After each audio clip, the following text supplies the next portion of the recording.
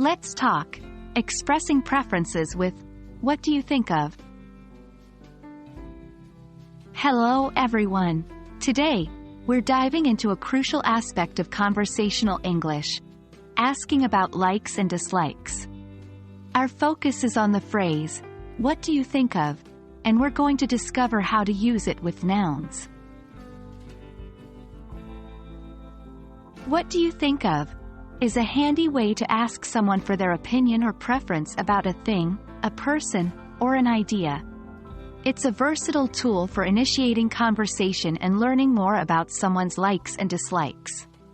The basic structure is simple. What do you think of plus noun? The noun can be a person, place, thing, or idea. For instance, you might ask, what do you think of this book? Or, what do you think of chocolate ice cream? We use, what do you think of, in many contexts, and it's more open-ended than, do you like? While, do you like, asks for a yes, no answer, what do you think of, invites the listener to share more detailed thoughts and feelings. Here are a few examples. What do you think of the weather today? What do you think of our new teacher? What do you think of the latest iPhone model? What do you think of Italian cuisine? When responding to a, what do you think of, question, you can express a simple like or dislike.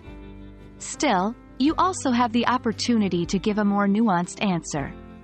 Here are a few ways you could respond.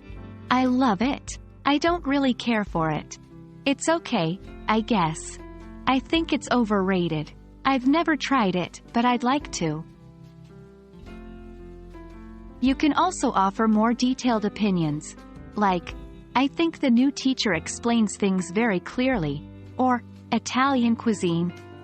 I love the variety of flavors and the emphasis on fresh ingredients.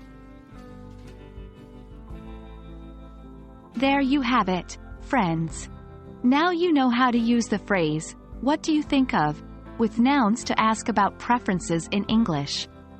Remember, practice is key, so start incorporating these questions into your everyday conversations. We hope this lesson has been helpful, and we look forward to seeing you in our next video. Until then, keep practicing, and stay curious.